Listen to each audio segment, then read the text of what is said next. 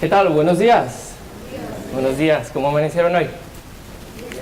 Bien, qué bueno, qué bendición, ¿verdad? Venir reunirnos juntos para escuchar la palabra del Señor. Realmente, si nos ponemos a pensar, muchos países, muchas personas no tienen este privilegio y que nosotros podemos reunirnos libremente y aprender la palabra del Señor. Y pues vamos a orar para que este tiempo sea un tiempo donde Dios esté hablándonos y que Él sea su palabra expuesta en esta mañana. Vamos a orar.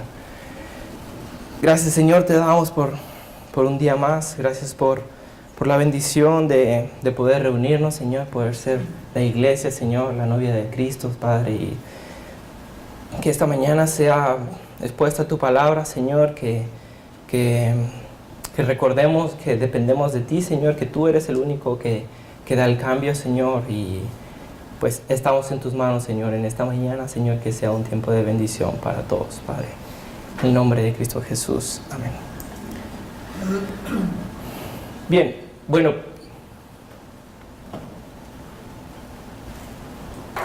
Hemos visto durante la serie acerca del discipulado, ¿verdad? Y estamos a punto de acabarlo. Hemos visto acerca de el método que Jesucristo usó para sus discípulos. Hemos visto que Cristo seleccionó a un cierto grupo de personas, luego asoció también a las personas, luego las consagró. Después hubo una impartición de trabajo también para ellos, pero Cristo al igual les demostró con sus hechos, sus obras, lo que se tiene que hacer. O sea que Él también fue un ejemplo.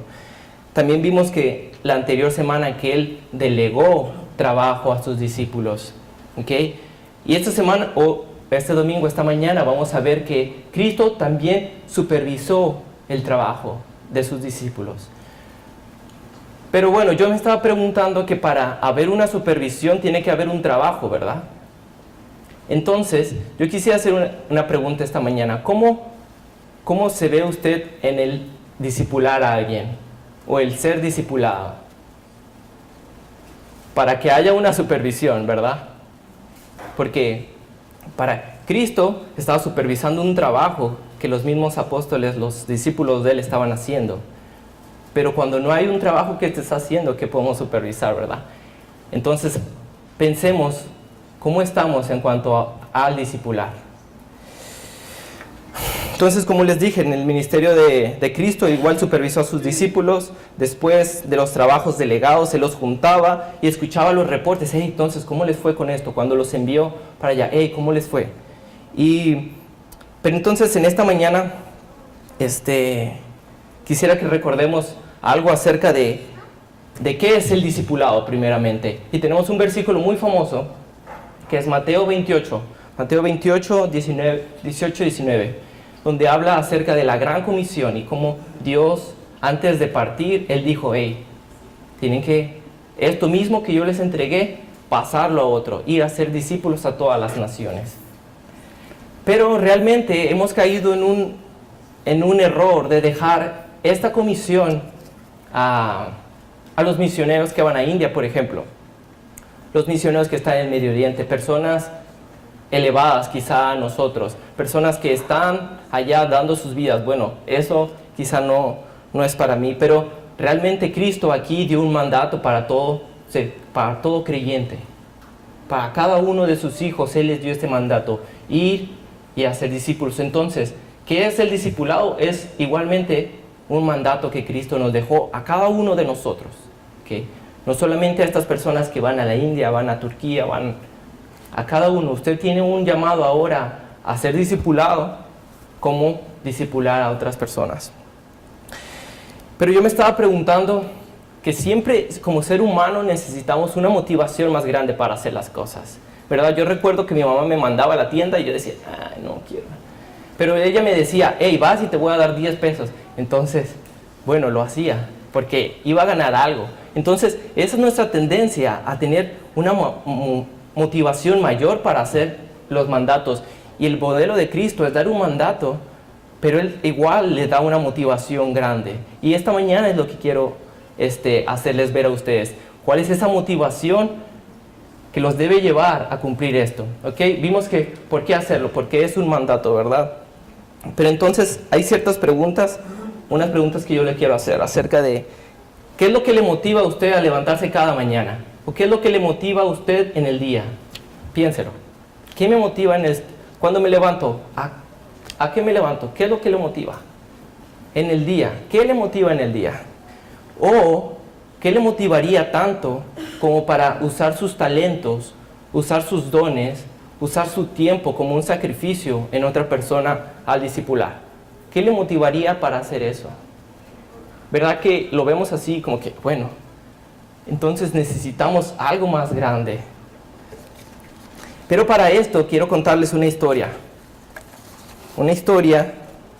que debemos de recordar siempre, aún como creyentes, como repetir esta misma historia a las personas que no conocen de Cristo. Entonces vamos a empezar en el principio. Cuando Dios creó al ser humano, Dios creó al ser humano con una relación perfecta para convivir con Él. Vemos en el Génesis que después de cada cosa Dios dijo, esto es bueno, esto es bueno, esto es bueno. Después crea al hombre para tener una relación con Él. Después igualmente dice, no es bueno que el hombre esté solo, le hace una mujer. Y todos estaban en una comunicación perfecta entre Dios e incluso entre Adán y Eva. ¿Se puede imaginar eso? ¿Cómo es su relación entre su esposo? ¿Hay problemas? ¿Hay una comunicación perfecta? Pero en ese tiempo había todo eso. El hombre caminaba con Dios. El hombre estaba en un estado de todo, de belleza, de perfección. No había enfermedades, no había estómagos vacíos, no había problemas en el trabajo. Adán y Eva eran satisfechos tanto espiritualmente como físicamente. No había competencia ni luchas por el poder, ni venganza, ni recriminación, no había miedo, no había vergüenza, no había culpa. Solo había entre ellos una comunicación, un entendimiento y amor perfecto. Entre ellos dos, como entre su relación de Adán y Dios. ¿Se puede imaginar eso? Realmente nuestra imagen de todo eso es imposible por el hecho de que ahora nosotros tenemos algo dentro, un problema dentro de nosotros. Pero este mundo existió y esta comunicación existió entre ellos como entre Dios. Pero también nos cuenta el libro de Génesis que Dios le dio un mandato a Adán y Eva. Bueno, pueden comer de todos los frutos que están aquí menos de aquel fruto, porque si comen van a morir. Entonces es donde vino una rebelión del ser humano en cuanto desobedeció a Dios. Desobedeció, y al desobedecer, ¿qué es el desobedecer? Pecado, ¿verdad? El pecado entró ahora en el ser humano. Y el pecado corrompió toda esa belleza, esa comunicación perfecta entre Dios, entre ellos mismos. La relación perfecta que el hombre tenía con Dios se destruyó. Hay un versículo en Isaías 5:16 donde nos dice que Dios es santo. Dios es santo, y santo significa que no puede estar junto con el pecado. Entonces el hombre ya no podía estar con Dios, porque Dios es santo y el hombre ya tenía pecado. Entonces Dios tuvo que separarlo de él. Y ahora había una brecha en medio de ellos, que es el pecado. Nos dice el libro de Romanos, en Romanos 3:12, 3:23, que el hombre es pecador. Entonces ahora ya no hay eso perfecto. Ahora hay una gran diferencia entre un Dios santo y el hombre pecador, que no puede llegar al Señor. Dice igual Romanos 3:23, que estamos separados de la gloria de Dios. Dios creó al hombre para darle gloria a Dios, pero ahora el hombre no puede darle gloria a Dios, porque hay una barrera que se llama el pecado. Y no puede hacer el hombre aquello para lo cual fue creado. Y solamente haciendo aquello para lo cual fue creado, el hombre puede ser satisfecho completamente. Entonces, vemos que hay un mundo perfecto. Luego hubo un problema, que fue el pecado. Pero igualmente en el libro de Génesis, vamos todos al libro de Génesis 3:15. Igual está en la pantalla.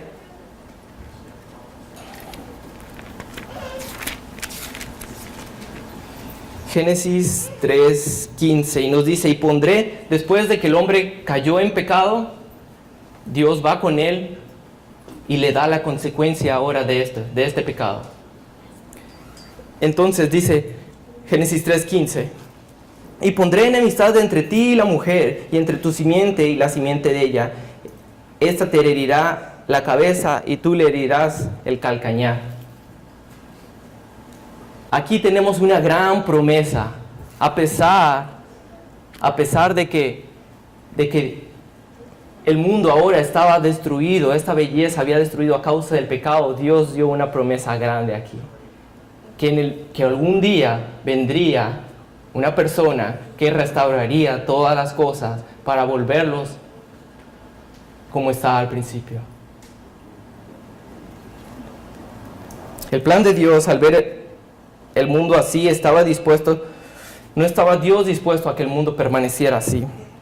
Él tenía un plan, y como lo vimos en Génesis 3:15, entonces, desde el momento de la caída, generación tras generación, Él controló todas las cosas para arreglar el mundo, para que un día vendría esta persona que había sido prometida para restaurar todas las cosas. Y tenemos un versículo muy importante en la Biblia, Marcos 1:15. Y dice la primera parte, el tiempo se ha cumplido. Aquello que Dios había prometido estaba ahora en la tierra. ¿Se puede imaginar eso? Todas las luchas, todos los milagros, todas las peleas que hubo en el Antiguo Testamento, cada profeta, cada personaje apuntaba a esta persona que vino y dijo esas palabras: hey, aquí estoy, el tiempo se ha cumplido, aquello que se había prometido, aquí está. Y este es el comienzo para restaurar todas las cosas, a hacerlas como estaban al principio. Entonces, desde la caída en el pecado, Dios estuvo preparando el mundo para este día. Todo lo malo del Antiguo Testamento, ¿okay? Como ya les dije, fue orientado hasta este momento. La solución redentora de Dios no vendría mediante una revolución política o una guerra física, sino Dios vendría y pelearía la batalla en los corazones de sus hijos, transformando a sus hijos. Dios no vino como dijo, el tiempo se ha cumplido. O sea, aquí está el rey, yo soy el rey. Pero no trajo un gobierno, no trajo una guerra. Pero vino a pelear la guerra en los corazones de las personas ahora. Entonces, Cristo vino, vivió una vida sin pecado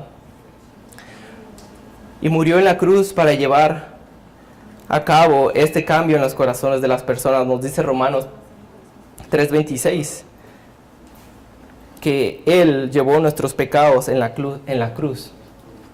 Como vemos, 1 de Pedro, quien llevó a sí mismo nuestros pecados en su cuerpo sobre el madero, para que nosotros, estando muertos a los pecados, vivamos a la justicia, y por aquella herida fuisteis sanados. Entonces, Cristo vino, el tiempo se ha cumplido, lleva nuestros pecados, ese pecado que cometió Adán, que fue pasado a cada uno de nosotros, generación tras generación. Él lo tomó y lo llevó a la cruz, como una solución, como un inicio para restaurar las cosas de nuevo. Y nos dice la Biblia también que Dios se complació con este sacrificio. Dios vio el sacrificio de Cristo y fue complacido con eso. O sea que Dios una parte de Él es ser justo. Él da lo que merece a alguien. Entonces dice la Biblia que por nuestro pecado nosotros merecemos muerte. Pero Cristo tomó eso y ahora nosotros ya no tenemos que pagar eso, porque Cristo ya llevó todo a la cruz y después Dios se complació con el sacrificio. Nos dice el libro de Hechos, al igualmente, que Él es el único camino. El único camino al Padre. En ninguno otro hay salvación, porque no hay otro nombre bajo el cielo dado a los hombres en que podamos ser salvos. O sea, Cristo vino, murió en la cruz y Él es el único camino para ir al Padre, no hay otro. Pero ahora, la segunda parte del versículo que leíamos en Marcos, la segunda parte dice, y el reino de Dios se ha acercado, o sea, el tiempo se ha cumplido, el reino de Dios se ha acercado, yo aquí estoy, el Rey de Reyes, aquí estoy en la tierra con ustedes. Pero la segunda parte dice, arrepentíos y creer en el Evangelio.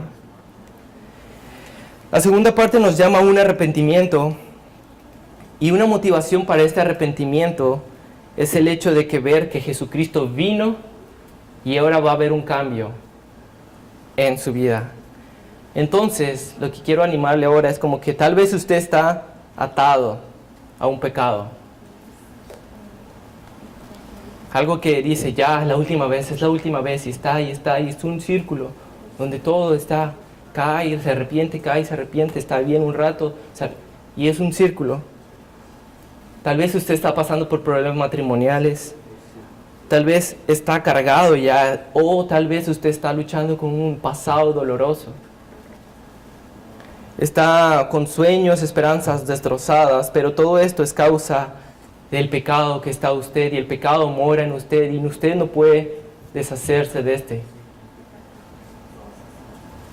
Pero el cambio es posible, ¿por qué? El Rey de Reyes ha venido a restaurar todas las cosas. ¿Recuerdan cómo les conté que el mundo estaba al principio, esa comunicación entre Dios, entre Adán y Eva? Cristo vino a restaurar esto. Cristo vino a transformar corazones. Entonces, esa lista de cosas que les di hace rato, Cristo puede restaurarlo. Solo Él. Solo Él. Pero quiero hacer una pregunta. Hay una restauración, pero ¿cómo se lleva a cabo esta restauración? ¿Cómo Cristo lleva a cabo esta restauración para traerlos de nuevo a este mundo donde estábamos? Entonces, entonces van a decir, ¿por qué me contó toda esta historia para decirme todo esto? Porque tenemos que entender todo el contexto, cómo era, cuál fue el problema, cuál es la solución y ahora qué es el proceso donde Cristo está para la restauración. Entonces, el plan de Dios es utilizar a las mismas personas como instrumentos, como herramientas para llevar esta restauración. Entonces estamos hablando del discipulado. Entonces, ¿se da cuenta de la importancia del discipulado? Porque es parte del plan de Dios para esta restauración. ¿Se da cuenta de la importancia de invertir tiempo en otra persona? La importancia de usar nuestras habilidades, su personalidad, su pasado, su conocimiento en otra persona, porque este es el plan del Señor para esta restauración. Y eso es lo que esta mañana les quería decir. Porque como esos 10 pesos me motivaban a mí, realmente esto es una motivación mayor para entregar nuestras vidas. Porque el Rey de Reyes ha venido y es posible ahora un cambio. Sin Él no. Sin Él no. Si no hubiera venido Él, no hubiera pasado nada. Pero ahora es posible. Y esta ilustración, este plan que Dios tiene está muy ilustrado en el libro de Efesios. ¿Qué tal si todos vamos a Efesios 4?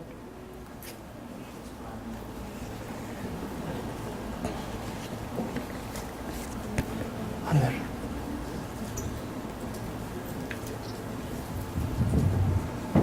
Efesios 4, 11 al 16.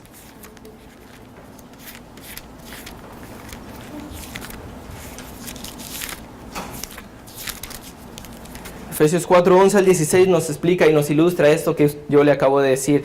Y Él mismo constituyó a unos apóstoles, a otros profetas, a otros evangelistas, a otros pastores y a otros maestros. Dice el versículo 12, a fin de perfeccionar a los santos para la obra del ministerio, para la edificación del cuerpo de Cristo. Ninguna palabra corrompida salga de vuestra... Bueno, ese ya se lo el otro. Hasta que todos, dice el versículo 13, hasta que todos lleguen a la unidad de la fe y del conocimiento del Hijo de Dios, a un varón perfecto, a la medida de la estatura, en la plenitud de Cristo. Para que ya no seamos niños fluctuantes, llevados por donde quiera, todo viento de doctrina, como estretagama de hombres para engañar, emplean con astucia las artimañas del error. Entonces el primer versículo nos dice que cada uno es diferente, cada uno tiene un don. ¿Para qué? Para perfeccionar a los santos, para el ministerio. ¿Y para qué es el ministerio? Para, dice el versículo 13, hasta que todos lleguen a la unidad de la fe y del conocimiento del Hijo de Dios, a un varón perfecto, a la medida de la estatura de la plenitud de Cristo. Entonces, el plan de Dios es conformar su vida, su carácter, su corazón a la imagen de Cristo. ¿Cómo? Utilizando las mismas personas. La persona no cambia a la otra persona, es el poder del Señor, pero Dios utiliza a cada persona para esto.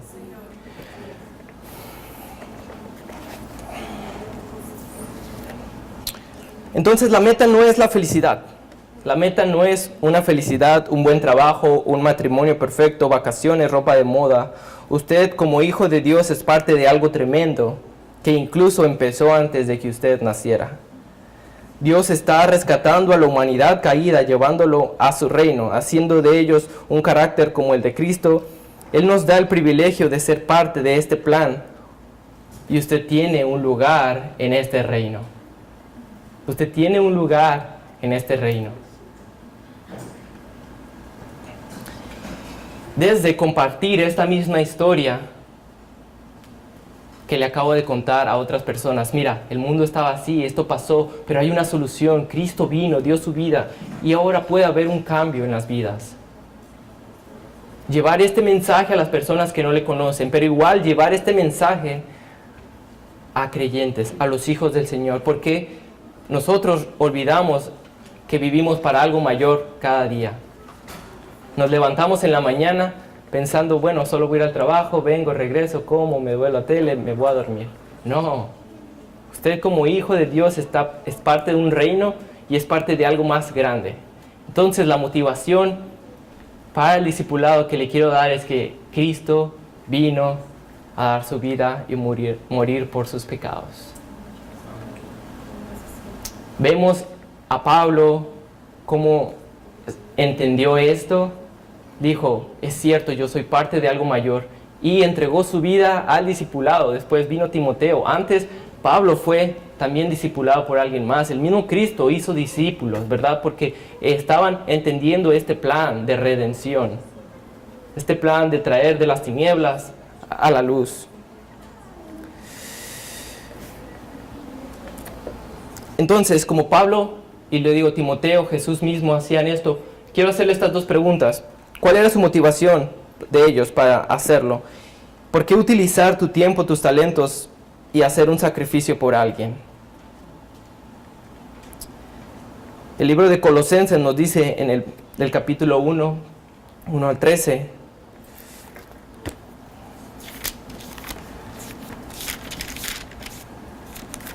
Nos dice que Dios mismo nos trasladó de las tinieblas.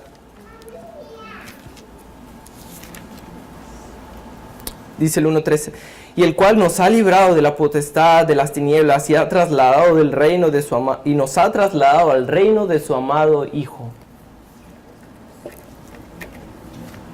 Entonces, ¿qué motivación más grande que el pertenecer a un reino, que el estar muerto en un reino de tinieblas? Y como Pablo nos dice en Colosenses, Él nos trasladó al reino de su amado Hijo.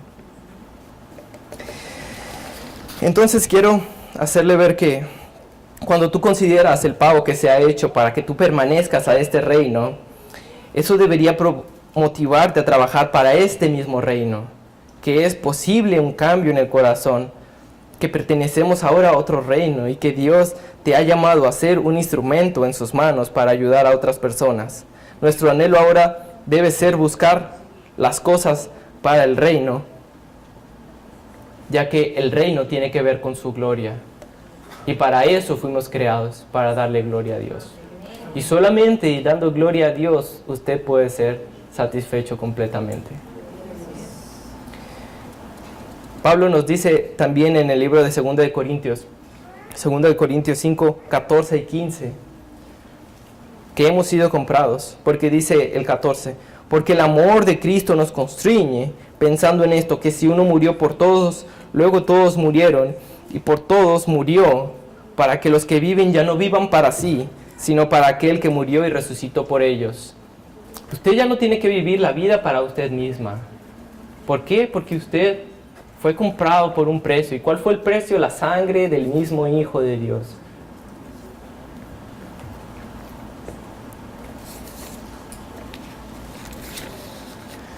Necesitamos vivir para aquel que nos compró. Pero ¿para cuál reino estabas viviendo? ¿El reino de Cristo o tu propio reino?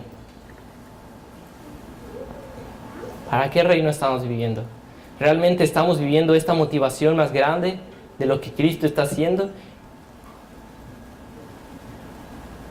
Y algo que podemos llegar a pensar es ¿por qué?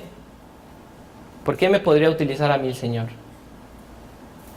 Pero Dios puede utilizar tu vida en gran manera para trabajar en la vida de otras personas. Te has de preguntar, ¿por qué Dios me usaría a mí? ¿Cumplo yo con los requisitos para ser utilizado por Dios y trabajar en las otras vidas? Dios solo utiliza a ciertas personas, yo quizá no soy capacitado. Pero vemos en la Biblia al mismo Moisés que dice, Señor, yo ni puedo ni hablar. Y fue y sacó todo un pueblo en el poder del Señor. El mismo Pedro que negó al Hijo de Dios, después lo vemos haciendo cosas grandes en las personas. El mismo Pablo, que perseguía a la iglesia, después él era perseguido por entregar su vida a este reino, al discipular, al comprender el plan de redención de Dios, que es utilizar a las mismas personas. Y Dios, curiosamente, pone personas con ciertas características, con otras características, para que entre ellas crezcan. Y como dice Efesios, a la imagen de Cristo. Su esposa, sus hijos le van a ayudar a eso. El estar aquí en la iglesia le va a ayudar a eso, porque el Señor lo está haciendo, esta restauración. Y hoy es posible un cambio en los corazones. Pero piensen esto, ¿cuántas personas han invertido en usted para que usted esté aquí ahora? ¿Quién le habló de Cristo? ¿Verdad que es siempre un trabajo entre Dios usando personas? Ahora, yo me he dado cuenta de esto en carne viva. Desde enero empecé a estar orando con esta chica aquí enfrente, se llama Nayara, de Brasil.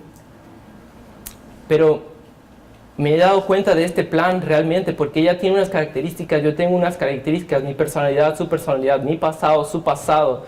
Y cuando Dios junta así a ambos, y realmente usted puede ver cómo uno va creciendo, cómo Dios va restaurando vidas.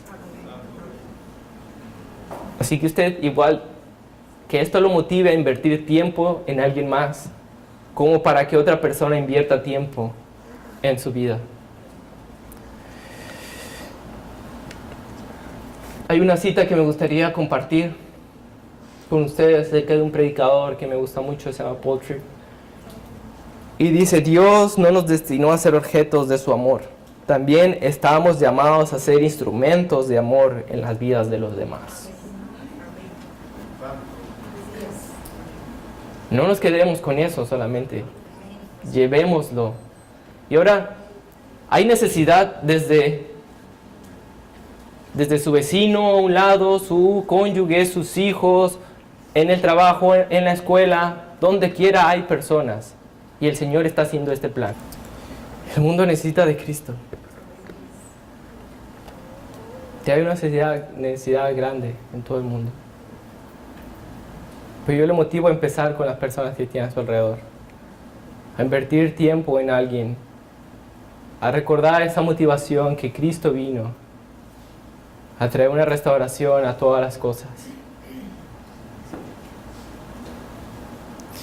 Y ahora, igual, yo quiero invitarle, si usted no ha hecho esto, no ha entregado su vida a Cristo, incluso saber qué pasaría después de mí al morir. Cristo está a la puerta, dice la palabra. Usted, como vimos, solo arrepentirse y creer. Igual, si tiene alguna duda, una pregunta, vamos a estar nosotros aquí para ayudarle, para contestar esas preguntas. Pero recordemos que somos parte de un reino más grande. Y estamos en una restauración donde usted puede ser otro Pablo, otro Moisés, otro Pedro, en las manos del Señor. Vamos a orar. Gracias, Padre, te damos, Señor, por ver el hecho, Señor, cómo estábamos perdidos. Y en tu gracia, Señor, en tu amor, viniste al mundo, Señor, para traer esta restauración en nuestras vidas, Señor, primeramente, y como usarnos también para la restauración a otras personas. Ayúdanos a recordar esto todos los días, Señor, porque los olvidamos cada día. Ayúdanos a ser parte, Señor, de tu reino y no de nuestro reino. Señor, te pedimos que venga tu reino, Señor, no nuestro. Tú eres el Rey y queremos trabajar para tu reino, Señor. Creemos en tu poder, Señor. Y empezar con las personas que tenemos a un lado, Señor. Igual, ¿por qué no ir a otro país, ir a otra etnia que no te conoce? En tus manos estamos, Padre, y gracias por el tiempo de hoy. Amén.